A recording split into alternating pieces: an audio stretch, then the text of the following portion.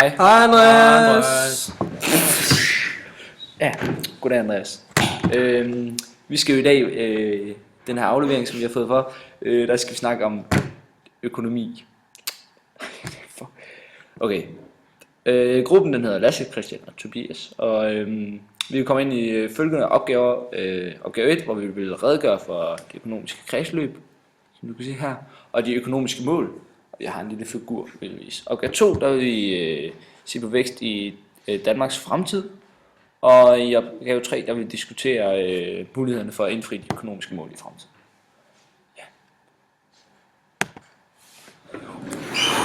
Yes, og nu vil jeg lige forklare noget om de økonomiske mål. Og først så er der øget vækst, hvilket egentlig er et udtryk for, om vi i en nation har øget velstand, som betyder, at rigdommen fortsat vokser.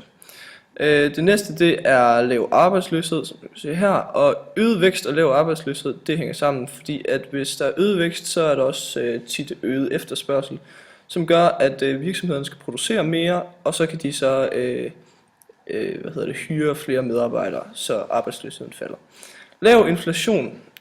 Inflation det er et udtryk for generelle prisstigninger i et samfund, og det er noget, man gerne vil undgå, fordi så forringes konkurrenceevnen.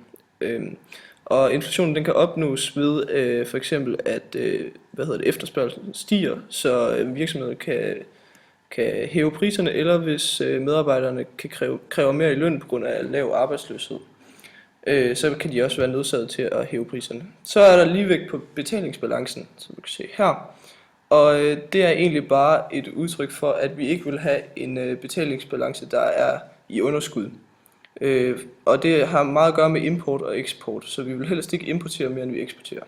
Så er der bæredygtig økonomi, som er et udtryk for, at vi gerne vil have et godt miljø, og det hænger ikke så godt sammen med økonomi, fordi det tit er mere omkostningsfuldt at producere bæredygtigt end ikke at gøre det. Og til sidst så er der balance på statsbudgettet, som egentlig bare er et udtryk for, at staten helst ikke skal have et underskud, fordi så de ikke har flere udgifter, end de har indtægter. Det er så det økonomiske kredsløb. Og det økonomiske kredsløb, det fortæller, det er en model, og de transaktioner af varer, tjenester og penge, der foregår mellem samfundets vigtigste økonomiske aktører. Så det er nogle af de vigtigste aktører, det er den offentlige sektor, som er staten, som giver penge ud til både husholdning og virksomheder.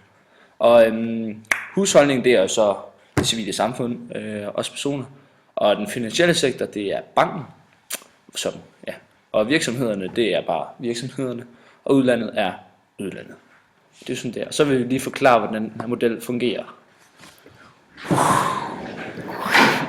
Ja, og lige for at kunne forklare det her kredsløb lidt bedre, så har vi så valgt at illustrere det ved at nedsænke skatten. Og hvis man nedsænker skatten, så er det jo helt hovedsageligt egentlig bare, at den offentlige sektor de får færre penge, og det får de så færre penge fra virksomheder og husholdningerne. Og det gør så, at husholdningerne de får flere penge, og så har man så en tendens, når man har flere penge, at bruge flere penge, og dem bruger de så på flere penge i virksomhederne, og i og med at de bruger flere penge, så skal virksomheder også producere mere, og da de skal producere mere, så skal de også flere i arbejde, og dermed vil arbejdsløsheden også falde, da virksomheden bliver nødt til at producere mere. Og når de også begynder at have masseproducere varerne, så er de også i stand til at kunne sætte prisen ned på varerne, hvilket også vil gøre, at det vil forhøje Danmarks konkurrenceevne, i og med at udlandet vil finde det meget attraktivt at købe fra Danmark, da nu hvor vores priser er lave. Men der kan også forekomme det, at nu hvor at husholdningen har fået de her masser af penge, så kan de også,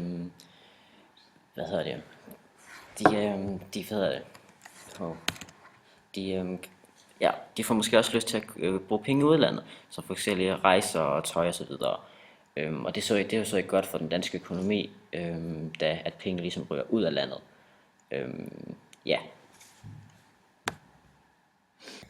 Yes, skal vi lige se her.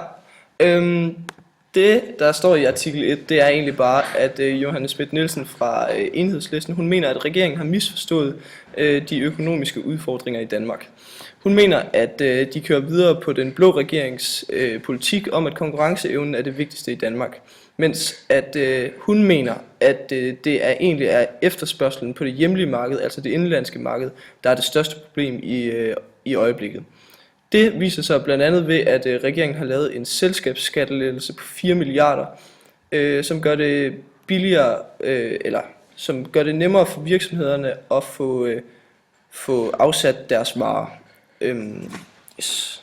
Så penge vi imod det. Lige meget. Sofie Carsten Nielsen fra Radikale Venstre mener så det modsatte. Hun mener nemlig ikke, at det er hjemmemarkedet, der er problemet.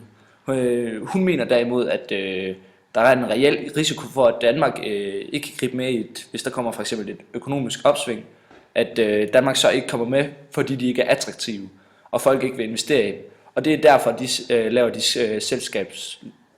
sænker selskabsskatten. Fordi at for at gøre vores marked mere attraktivt og nemmere, og flere vil investere i det. Ja, og SF's holdning til det her problem, det er Jonas Dahl, der udtaler sig, og det er egentlig bare, at vi skal til at købe noget mere dansk. Og det her tager vi egentlig til slogan, man har set i USA, hvor de siger Buy American. Og så det betyder egentlig bare, at altså for eksempel, hvis man ser det på det økonomiske kredsløb, så synes SF, at man egentlig skal udelukke, eller på en måde udelukke udlandet. At vi ikke skal have importeret varer til virksomhederne, og folk skal heller ikke begynde at købe. Vi skal ikke importere varer til Danmark, men vi kan godt eksportere. Og ja, bare sådan, når man kommer ned i supermarked og sådan noget, hvis man kan så valge mellem udlandske eller danske varer, så køb de danske.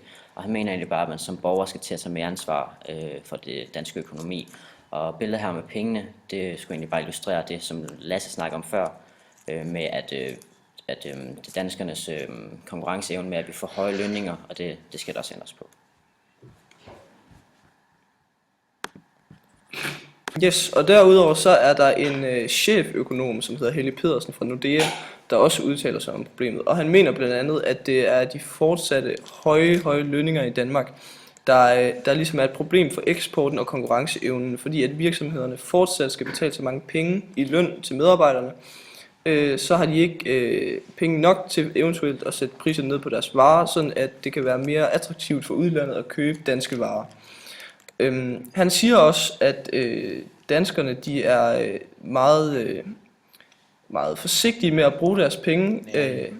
De er meget nærige, fordi at de går og lurepasser lidt og beholder dem egentlig i lommerne. Og han regner med, at på et tidspunkt så vil der ske noget, og mange af danskerne vil begynde at investere igen. Ja, de her forskellige forslag, som politikerne kommer, de er egentlig meget fine. Det her med at købe dansk, men man kan jo egentlig ikke rigtig sådan, man kan jo ikke tvinge folk til at købe dansk, men selvfølgelig hvis man vil hjælpe ens land, så gør man det vel det. Men man skal også bare altid sørge for at bibeholde en god konkurrenceevne i det danske samfund.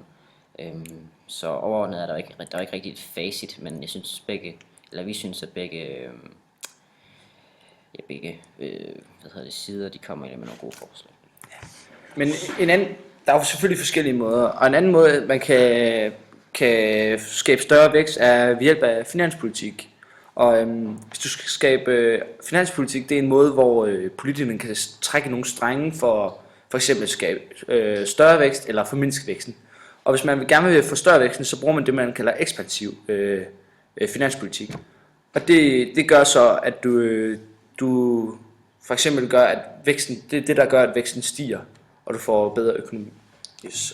Og hvis man vil føre ekspansiv finanspolitik, så er der nogle ting, man kan gøre. Man kan blandt andet sænke skatten, som vi allerede har forklaret om, hvad det vil gøre ved det økonomiske kredsløb. Og derudover så kan man øge det offentlige forbrug, hvilket gør, at produktionen den ligesom sættes i skub, og flere ansættes. Og det gør så også, at man eventuelt kan nedsætte varerne og gøre konkurrenceevnen bedre. Og derudover så kan man sgu også øge de offentlige investeringer. Det er det, man kan gøre, hvis det er en ekspansiv finanspolitik, man vil føre. Birgitte åbner en større diskussion. Der. Hej. Mads. Det blev lidt for langt, men jeg håber, du klarer det. 7 minutter.